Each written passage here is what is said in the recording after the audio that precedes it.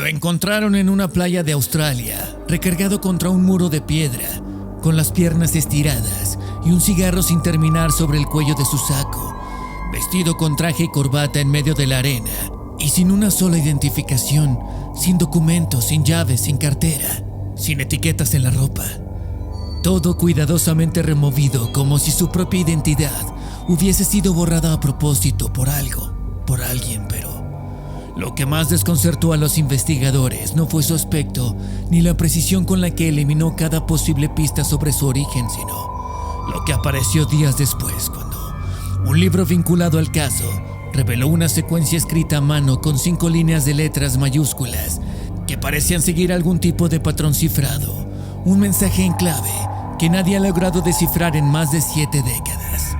Un mensaje que se convertiría en el primer indicio de que este caso no se trataba de una simple muerte sin nombre, sino de algo mucho más complejo.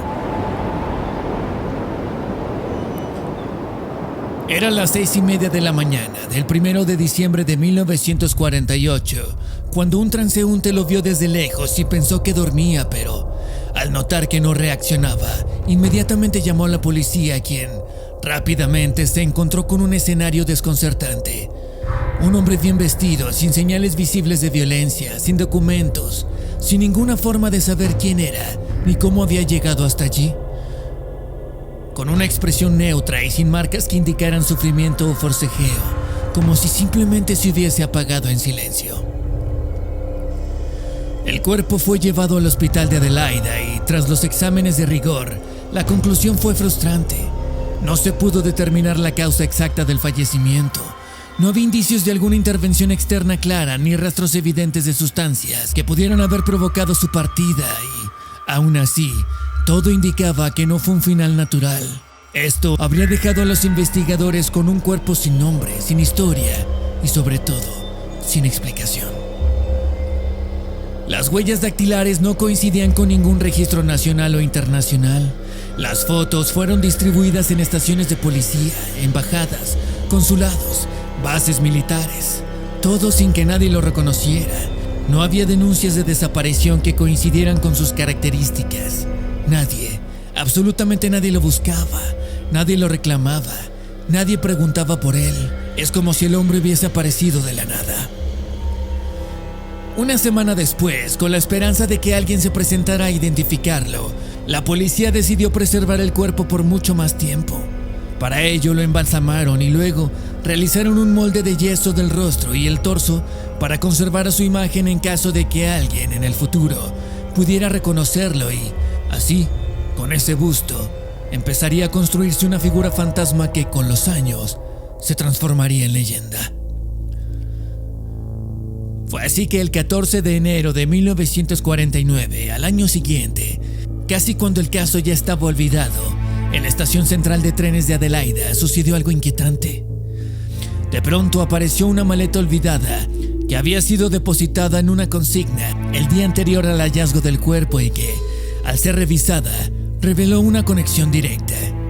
En su interior había prendas con el mismo tipo de hilo que se había utilizado para reparar el pantalón del hombre encontrado en la playa, además de artículos de aseo, herramientas poco comunes como un cuchillo modificado, un destornillador pequeño, tijeras de precisión y un pincel utilizado para plantillas, además de ropa sin etiquetas y 3 inscripciones que no llevaban a ninguna parte. Tikin, Kin y Kin. Nombres que no coincidían con ningún desaparecido ni con ninguna persona real, lo que reforzaba la teoría de que todo, absolutamente todo, había sido planeado para confundir. Los boletos encontrados en sus bolsillos indicaban que había llegado a Adelaida desde otra ciudad, probablemente en tren, y que había pasado por la estación y se había aseado y había dejado la maleta en una consigna y entonces había tomado un autobús hacia Glenelg, la zona costera donde fue hallado. Todo en el transcurso de un solo día, sin registrarse en hoteles y también sin contactar a nadie y sin dejar huella. Fue así que durante los primeros días de investigación, los forenses determinaron que había ingerido alimentos unas horas antes de morir, pero no encontraron sustancias que explicaran su estado y, aunque no había evidencia concluyente, algunos expertos empezaron a sospechar que podría haberse utilizado un compuesto difícil de rastrear, algo no convencional, algo que desaparece rápidamente del organismo y no deja rastros con los métodos disponibles en esa época, lo cual habría alimentado la hipótesis de que él estaba involucrado en algo fuera de lo común. Un especialista en farmacología habría sido llamado para declarar y entonces mencionó dos sustancias tan poco comunes y peligrosas que prefirió escribir sus nombres en papel en lugar de pronunciarlos en voz alta durante la audiencia, sugiriendo que el agente responsable podía haber sido uno de ellos, lo cual implicaba un nivel de conocimiento técnico muy específico y elevaba la posibilidad de que el caso tuviera implicaciones mucho más profundas que las de un simple fallecimiento accidental o personal. 5 meses después, cuando el caso parecía estancado, de pronto apareció una nueva pista que cambiaría todo. En un compartimento oculto en la cintura del pantalón, los investigadores encontraron un pequeño trozo de papel cuidadosamente doblado, con solo 2 palabras impresas: Tamam Shud, una expresión en persa que significa terminado, se acabó, y que no pertenecía a ningún objeto visible, por lo cual se lanzó una búsqueda para encontrar su origen. Luego de ello, días después, un hombre se presentó con un libro que había encontrado en el asiento trasero de su coche, el cual había dejado estacionado en Glen Elg poco antes del hallazgo del cuerpo. Era una copia del Rubaiyat de Omar Khayyam, y al revisar la última página, los peritos confirmaron que el papel encontrado en el pantalón había sido recortado de allí. Encajaba perfectamente, lo cual cerraba una conexión directa entre el hombre desconocido y ese ejemplar en particular. Pero el libro traía más, todavía más. En la contraportada, escritas con lápiz, había 5 líneas de letras mayúsculas distribuidas sin sentido aparente. Una de ellas estaba tachada como si quien las escribiese hubiese cometido un error y vuelto a empezar, lo cual sugería que se trataba de algún tipo de código, una secuencia que nunca ha sido descifrada y hasta el día de hoy representa una de las claves más intrigantes de todo el caso. También en la contraportada había un número de teléfono, el cual al ser rastreado llevó a una mujer llamada Jessica Thompson, quien vivía a solo unos metros de donde fue encontrado el cuerpo. Cuando fue entrevistada, aseguró no conocer al hombre, pero su reacción al ver el busto fue descrita como extraña por los oficiales presentes, ya que se mostró visiblemente afectada, aunque insistió que ella no sabía quién era. Jessica había sido enfermera durante la guerra y declaró que años atrás le había regalado una copia del mismo libro a un teniente del ejército llamado Alfred Boxall, lo cual llevó a los investigadores a pensar que el hombre, el mismo que había sido encontrado en la playa, podría ser él, pero cuando localizaron a Boxall, seguía vivo y aún tenía en su poder el ejemplar original que Jessica le había dado con la última página intacta. Pero la conexión entre Jessica y el libro hallado en el coche quedó sin explicación, así como el hecho de que su número telefónico estuviese escrito dentro de esa copia y no en la que le había regalado a Boxall, lo que abrió nuevas preguntas sobre la relación que pudo haber tenido con el hombre de Somerton. Preguntas que nunca respondió y que se llevó consigo hasta su muerte. Años después, su hija declaró públicamente que su madre sí sabía quién era el hombre hallado en la playa, pero nunca quiso hablar del tema ni con su propia familia, lo cual reforzó las sospechas de que hubo un vínculo personal que Jessica habría ocultado durante toda su vida. Además, otro detalle desconcertante surgió al analizar a su hijo Robin, quien presentaba una característica física poco común en las orejas y en la dentadura. Curiosamente, era la misma que había sido registrada en el cuerpo de Somerton, lo cual llevó a varios expertos a proponer la posibilidad de que existiera un vínculo biológico entre ambos, aunque en ese momento no se contaba con las herramientas necesarias para confirmarlo como el día de hoy. Es decir, pruebas de ADN o algún otro tipo. Nada. El caso permaneció abierto pero inactivo durante décadas, sin avances concretos hasta que, en 2011, el profesor Derek Abbott de la Universidad de Adelaida decidió reabrir la investigación por su cuenta.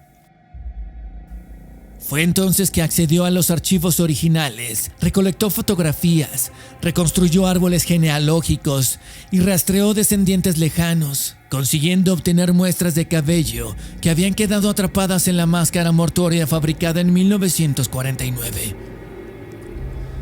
Con la ayuda de la genealogista forense Colin Fitzpatrick, lograron extraer un perfil genético completo a partir de esos cabellos y lo compararon con bases de datos genealógicas públicas, lo cual los llevó a construir un árbol familiar que terminó apuntando a un hombre olvidado por el tiempo, Carl Webb. Un hombre nacido en 1905, electricista de profesión, originario de Melbourne, casado y sin hijos, y que había desaparecido tras una separación matrimonial en 1947. La familia Webb nunca lo reportó como desaparecido, lo cual explicaba por qué nadie lo buscó y su rastro simplemente se habría perdido del registro oficial hasta que su posible destino se conectó con uno de los casos sin resolver más conocidos del país. Una hipótesis que empezó a tomar fuerza cuando encontraron coincidencias físicas, documentos y familiares que encajaban con la historia del hombre hallado en la playa. Pero en 2021, después de muchos años de solicitudes, el cuerpo fue finalmente exhumado para realizar análisis genéticos modernos y, aunque los resultados oficiales aún están pendientes de publicación definitiva por parte de las autoridades, todo indica que el perfil genético coincide con los descendientes vivos de la familia Webb, lo cual confirmaría que el hombre de Somerton, después de más de 70 años, finalmente tiene un nombre. Pero tener un nombre no resuelve lo esencial, el misterio. Hasta ahora nadie sabe por qué Carl Webb, si es que fuese él, viajó de Melbourne hasta Adelaida y por qué dejó su maleta en la estación, por qué caminó hacia la playa sin decirle a nadie, por qué llevaba una copia de un libro de poesía con un mensaje posiblemente codificado y el número de una mujer que aseguraba no conocerlo, por qué escondió una frase final en su ropa o por qué se aseguró de eliminar cualquier rastro que pudiese llevar a su origen. Pero dentro de todas las posibilidades, existe una que aún no ha podido ser descartada del todo y que, aunque suene a fantasía, cabe dentro de las posibles explicaciones. Aunque sonase a ciencia ficción, algunos afirman que dadas las pistas tan extrañas y las conexiones que parecen sin sentido y los elementos encontrados en su haber, el hombre de Somerton realizó un viaje entre dimensiones o una especie de salto entre universos paralelos, y es que los objetos encontrados sugieren que se trataba de una especie de espía, pero nada ha confirmado de dónde ni cómo fue que llegó allí. ¿Qué significa el código? Hasta ahora es un misterio sin resolver, un misterio que lleva 70 años sin ser descifrado. Y aunque hoy sepamos su nombre, lo que realmente pasó con él, el código también, siguen siendo un misterio. Carl Webb terminó su historia en silencio, dejando atrás un rompecabezas con piezas que no encajan del todo, un código sin solución y una frase cortada, un rostro sin expresión y una pregunta que sigue sin respuesta. ¿Por qué? Finalmente, la verdad es todo lo que tú te creas. Yo soy Julián Caballero. El mundo entero y sus historias caben en este pequeño rincón. Gracias por visitarme.